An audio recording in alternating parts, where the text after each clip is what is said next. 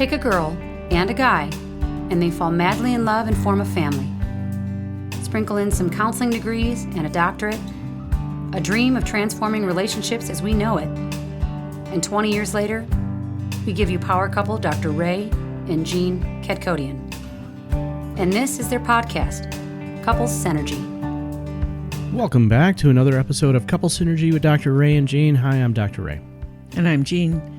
And this is our podcast about love, marriage, and relationships. Please check us out online on our Facebook page and Instagram at Couple Synergy or our website, couplesynergy.com. And please be sure to subscribe to our podcast or send us any suggestions on topics you'd like to hear more about. And now on to Couple Synergy, an in-depth look at love, marriage, and relationships, where we bring you our experience helping thousands of couples transform their relationships for over 20 years. You know, everyone says you should work on a relationship, but nobody teaches us how. So we've created this podcast to teach people what they can do to create the relationship they've always dreamed of. With the partner they fell in love with. On today's episode, we are talking about alienation. And this topic has come up a lot over the years, more recently than ever. You know, with our cancel culture. Yeah, just because, with a lot of divorce, we're seeing a lot more of this happening.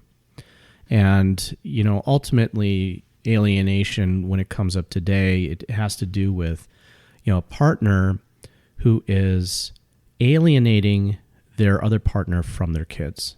And it is just a very heartbreaking situation when that happens. So we're just going to start out with the definition from the Merriam-Webster Dictionary. Alienation is a withdrawing or separation of a person or a person's affections from an object or position of former attachment. I just want to say that this is a topic that is so heartbreaking to me. It is so heartbreaking because as human beings, the point, I think, of being on this earth is connection. It is to bond and heal and grow. It is to work through our difficulties. And whenever we alienate another person, whether it's our parent, whether it's our child, whether it's our spouse's parents or our whoever we do that to, our siblings, we see it in so many different areas where people are like, I don't talk to that person anymore. And it's so heartbreaking because I think we lose our greatest potential for growth whenever we do that. And we don't even know why we're doing it when we're doing it. No, there's no conflict resolution in alienation. It's just cutting a person out, right? Removing their existence from your life. And in the, when it comes up in divorce, in parental alienation, typically this happens when there is a high conflict divorce, right? Where both people are just at odds about every single thing. And what happens, unfortunately, it's so heartbreaking. What happens is that the child becomes the rope in this tug of war. And just the devastation alone on the child is tremendous. Yeah, I had a nephew call me a couple of years back, and he said, have you heard of parental alienation? And I hadn't even heard the term at that time. And I was like, I haven't really heard that. And he said, because I think my mom did that to me against my dad. Yeah. And that's what happens to kids. They grow up.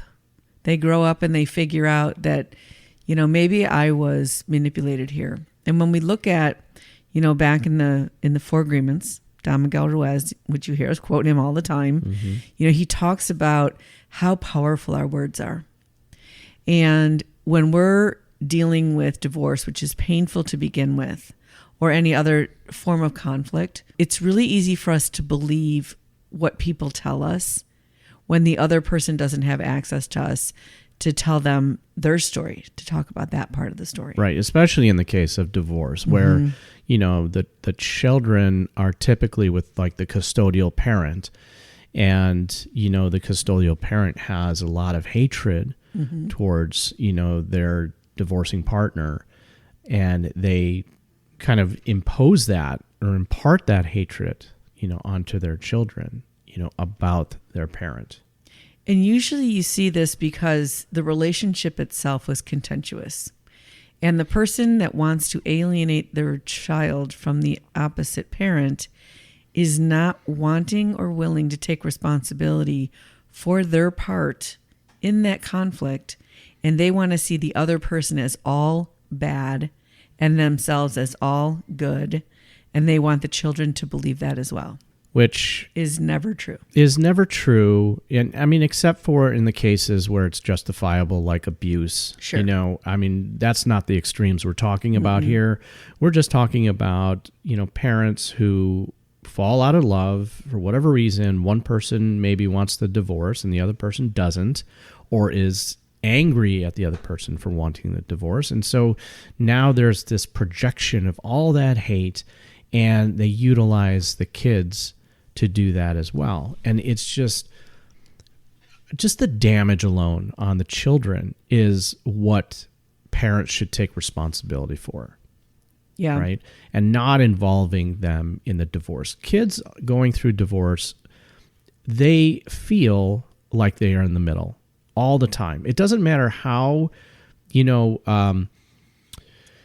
smooth a divorce goes. Children still feel like a ping pong. They still feel at, the core a little bit responsible for their parents separating. And so now you're going to pour onto that little spark that's going on within them, all of this gasoline, and, throw that in one direction of a parent or another. And the damage that happens within the child is that they have to almost alienate half of them within themselves. Right, because they're half of that person. And now they feel a level of guilt and shame and betrayal to love their parent. Right. Because the other parent's requiring it. They have to keep that love a secret. Yeah. And that's a really painful thing to do. And, I would say that this issue is not born through the divorce process. It was in the relationship prior to the divorce. Mm-hmm. And we would call this a form of emotional abuse.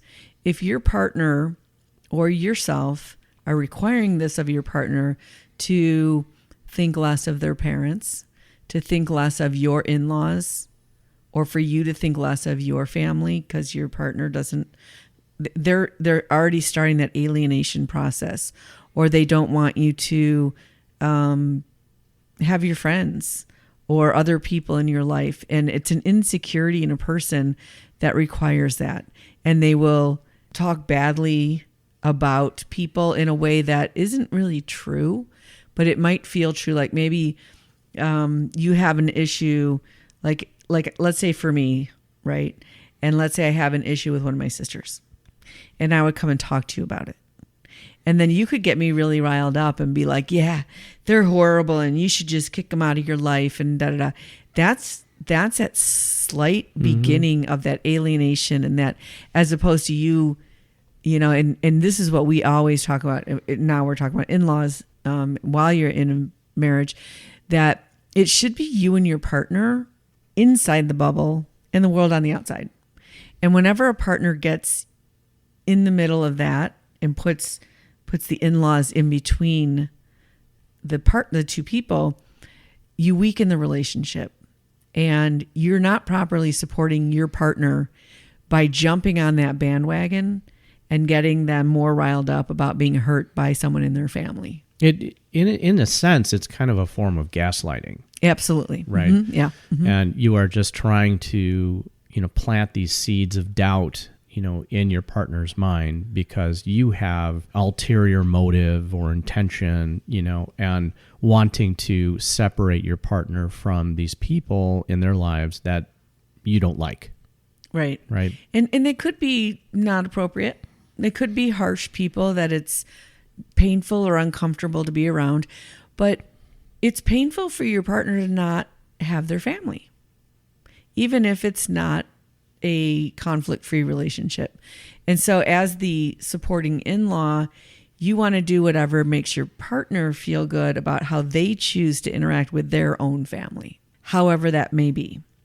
But it should be the person's decision that's in that family, not the in-law decision. So it's not my place to tell you how to interact with your family. Right. It's my job to say, I've got you. However you choose to deal with that, I'm supporting you. Now, I mean, if there are some bad boundaries that are going on, Sure. Then I think it's very appropriate to have a conversation with your spouse and say, I don't, that just doesn't feel right. Right. And to say that, maybe there should be a little bit more appropriate boundaries that are put in place so that, you feel better. Right. Yeah, that's 100% true. But we're talking about alienation. Right. We're talking about cutting them off and not resolving and not resetting boundaries. And no justifiable reason behind this hate, right? And this anger, that you have. And in the case of divorce, when it's that parental alienation, you feel, if you're the partner being scorned, you're the one who feels slighted. You want to, that anger and hatred, builds up to the point that you want to get back at, the person that has scorned you. And so now it becomes this fueling of vengeance and hate. And that's damaging in of itself within you, right? Just carrying around all that anger and pain, that's going to be damaging just over the long term, instead of really figuring out how to move forward in your life. Right. And, when you allow the pain of divorce, because it is very painful, it's very scary, it's very painful. And when you allow yourself to get stuck there, which means that you are seeing the other person as all bad, which makes you all good, then you have to carry that around. And so I know a lot of times I'll say to my clients, like, are your children in danger with that person? Is that person really abusive to their children in a way that you absolutely need to protect them because you have a fear for their life? So if that's true, obviously we're talking about something else. But we're talking about, no, they would never harm their children. They wouldn't do that. It's just all my pain coming out and coming at it, right? Right. But what you're actually doing when you're that person is you're giving your soon-to-be ex-partner or ex-partner what I would call godlike status. If you turn them into a monster, you're empowering them to be superhuman. Yeah. When you just look at them and you think, well, that's really sad, and they're just human and they're whatever they're going through. And I'm not going to take it personally. I know these are high level words that are really difficult to get to, but that's where you really want to come from. If your kids' lives are not in danger, right, from that person. I mean, that's the distinction there. I think we've made it as that in the extremes where there's justifiable reason, for keeping your kids away from, the parent that might be abusive. I mean, that makes sense, right? But we're not talking about that way. I mean, we're talking about a parent who loves their child and, because they don't want to be with you, you are trying to alienate the children from them as well. Right. And, what we know about divorce is that kids who have problems after the divorce it's not because there was a lot of contention before the divorce, and it's not because of the divorce itself. The reason why kids have problems after divorce is because there's contention after the divorce, that parents continue to be angry towards each other and conflictual towards each other and say mean things about each other. And use the kids as weapons and put them in the middle. And it's that conflictual repercussion of the divorce that actually causes more problems. And that's where we get, teenage pregnancy, you get truancy, you get, juvenile problems. And I mean, it is a link to so many problems within kids. And all you got to do is really just stop the anger and stop the hate. Right. And, that's true across the board in relationships. If you're in a relationship with someone and you feel you need to end a connection with someone in your family for them, that's a part of alienation that we're talking about as well.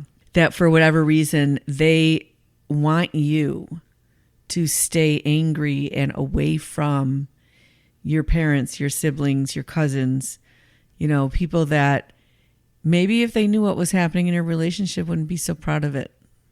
And it's an insecurity and it's a problem. We are not talking about a person choosing to kind of distance themselves from unhealthy parents. Yeah. That's a choice between a parent and a child. But we're talking about an external person, a partner, having an agenda with that. That is something to be really careful with. Right. And ultimately, if your kids are being treated lovingly by their parent, regardless of how you feel about them, what you want your kids to learn is, how to be a loving parent, how to have a relationship with their dad or their mom. And for you to be, instigating this alienation and trying to pull them away, from their parent, that causes a lot of internal conflict for them. Now they start to question, what is right, in this role modeling that, the two of you are providing them, what is right and who is right. And it creates a place where they have to have judgment about, you or, your ex-partner. That judgment, they internalize. And that's what kids do when it comes to parents. They internalize that judgment and they start taking out that judgment on themselves. So if you're on the other end of this, if you are the person that's been alienated, for whatever reason that, you think, and it's a family member we're really talking about, probably not a friendship, probably not something as, but really a sibling or a parent or a child, I want to tell you there's hope. And if unfortunately we're talking about a minor child, you may not have a lot you can do. But remember, it's a long game. And so one of the things I'll do if I'm working with someone who's been alienated from their kids is I'll say, write them a letter. Don't give it to them, but write them a letter every Christmas, every birthday, during those important times, and keep that all in a box for them. So that one day, if they ever do open that door again, they'll see that you never stopped, that you always loved them, cared for them, thought about them. And that's going to be a huge amount of salve in the healing process. And if you're the person that you closed the door and you want to step back into maybe a healing moment of opening that door and reaching out to someone who you've alienated out of your life, and it's appropriate, obviously, if it's appropriate, there's a lot of hope. You'd be surprised. People change. People are in different places. And it really is worth it to see where things are at today. And you can always cut that person off again if it's not appropriate. There are times, especially if you have very toxic parents and you're an adult, sometimes it's appropriate to not have contact with them. So we're not talking about that, but we're really talking about if someone else convinced you to cut something off. And, just for clarification, we're using the term alienation and, the term parental alienation, has been coined out there. And there's a lot of controversy about, the person who coined that phrase and, their research behind it and their credibility. We're just using these terms because, the general public is starting to hear it more and it's starting to resonate. But when it comes to alienation, we're just talking about this cutting out of someone from your life, and trying to convince another person to cut people out of your life.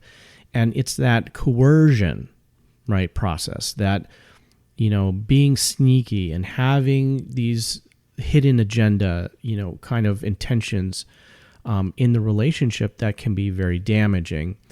And this happens within divorces, this happens within families, it happens between friends. It does also shine a light on the health of your relationship, between the two of you. If someone is convincing you to cut out someone else from your life, you really have to look at that relationship that you have with this person. right? And how healthy is that relationship? What kind of intentions does this person have for you? And is there a power struggle, right? Is there a struggle between power and control in this relationship? Manipulation is what, Gene's talking about. And manipulation is not ever a good thing in a healthy relationship. Right. You want to find out what their agenda is. Why did they care so much that you would really cut someone off?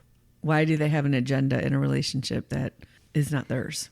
Right. And so the other big buzzword you hear is reunification therapy. Yeah, that's another big buzzword, right? Right. We get calls for that where an estranged, usually parent and child, has been court ordered to work on this through therapy. I think it's a great idea. I think if you're in an estranged relationship with anybody and that other person has agreed to work on it with you, mm-hmm. and you can find a safe, appropriate third-party person to help guide you through those murky waters, I think that's awesome and sometimes quite necessary, especially for the person who got gaslighted, the person who, maybe they were angry for a minute, but someone convinced them that that was enough to cut someone off permanently, or they're not even sure why they're not talking to someone anymore. Like, I don't know. It's just, big feelings come up around this. And it's really helpful to have, a therapist or a coach or someone who's able to guide you through that process and to deal with those big emotions. Absolutely. And, reunification therapy is, a fairly new thing, a new court-ordered thing. And, ultimately what it points to is a good family therapist who is able to do that and right. is, understanding of the conflict that occurs in divorce. And how to heal that pain. It's very painful. Right. It's very painful, and there's a lot of apprehension in the beginning, even if both parties are willing, the child is willing and the parent is willing, it's still it's just kind of, you have to tread very lightly in moving forward, just because, the guard is up and, there's a lot of hurt, that they have to sort through, and, the vulnerability too, has to happen, but it has to happen in a safe way. And if you feel some type of unfinished business with someone, and now I'm talking really about maybe two adults, whether it's siblings or parent-child, and the other person is not really capable of going through that process, there's still a benefit to you to finish up your business and to resolve that within yourself. And the difference feels like, instead of hatred or rejecting another person, or you have this, to me, it feels like a black cloud just hanging around. When you resolve it, even if you don't continue that relationship, you finish up your business and you no longer carry that hatred around inside of you or that pain of some kind. So we're also talking about healing at that level. Mm-hmm. Which takes not just, kind of family therapy and having both parties in the room or multiple parties in the room, but it also takes individual work, mm-hmm. right? Understanding, that pain within yourself, starting that healing process yourself, understanding the goals that you have, in healing that pain and moving forward, before you start this healing process together, mm-hmm. And learn better ways of communicating, how to deal with conflict, right? How to forgive, and move forward. And that's partly the reason why we, design family synergy therapy. Right. Right. That, mainly is performed at our clinic in Chicago, at the Lighthouse. And so that, involves a lot of complexities when you're working with families, especially if they have this history of pain, throughout the years, and you have to move through this process with each individual and understanding their level of pain and how they conceptualize that in order to reunify, the family in a way that is healthier. I just want to talk for a second about a person I have been working with, that she's an adult. She's probably in her, 40s. And her mother is a very toxic person. And she's continued to keep my client under her thumb. And she calls her names. She picks at her. She promises her things and doesn't deliver. And, my client would just forever feel, how do I do it different? And it's me, and I'm not saying it right, or I'm not doing it right, or I let her down again. And her mom is constantly gaslighting her, constantly just poking at her. And she felt so much shame around it, she didn't talk about it. And even with me as her therapist, it probably took her several years before she finally would admit to some of these names her mom was calling her. And now that she's at a place where, I think last Mother's Day, of course, she's so driven, because we are, as human beings, we're driven to get approval. So she's still trying to get her mom's approval, and her mom still isn't giving it to her because she's not capable. But her husband and daughter won't go in grandma's house. Oh. They know it's not safe in there. Yeah. And now when it happens, she doesn't feel so much shame because she's talked about it, in session, and she's understanding at a different level, and she feels more worthy, and she's seeing this as more her mom's issue, and she's sharing it, and she's getting so much more support, where she's starting to finally believe that she is a worthy person and she is a good person, and she doesn't have to put up with that it's not appropriate, but she couldn't see it. And that's what happens when you're that person that has been shunned by someone close to you, is that it feels like you're supposed to change in order to get them to finally give you the attention that you need as a human being. And the truth is, her mom's just not capable of it. And so since then, she has been able to really work through that and come to peace with that. And she hasn't stopped having a relationship with her mother. She's doing this great thing now. She only has a relationship with her mom through her sister. So she always has a witness. So she doesn't get confused anymore. So if she's going to text, it's going to be a group text, or it's going to be, she's not letting her mom have access to her alone. Well, that's good. Yeah. I mean, sets up the parameters so that she's protecting herself, right? So there's things you can do even if the other person is not healthy enough to work on it with you. Which, it's important to get outside perspective. Absolutely. Right? 100%. Yeah, you can't see it. Because when you're in the middle of it, it's really hard to see. It's been happening to her since she was a little girl. Right. Yeah. Right. So we want to thank you for joining us today on Couple Synergy, and for joining us on the topic of alienation and reunification. Yeah. Our passion is in helping couples and people have happy and healthy relationships, and this podcast gives us a fun way of bringing our knowledge and expertise to you, our listeners. And this topic is such a big deal. If you know someone going through this, please share this episode. For all of you listening, please subscribe to our podcast, and also please leave us a review. If you have any questions, comments, or topic suggestions, please email us at contact@couplesynergy.com. For more information about Couple Synergy and our programs such as the Couples Weekend Intensive and our premier program called Couple to Couple, also our online community called Connections, look us up online at couplesynergy.com. Until next time, synergize your life and synergize your love.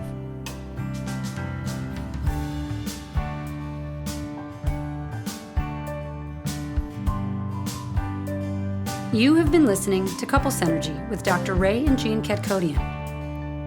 Couple Synergy was recorded, edited, and produced by Dr. Ray and Jean Ketkodian. Voiceover and music entitled Breathe and Let Go was recorded and composed by Gina Gonzalez.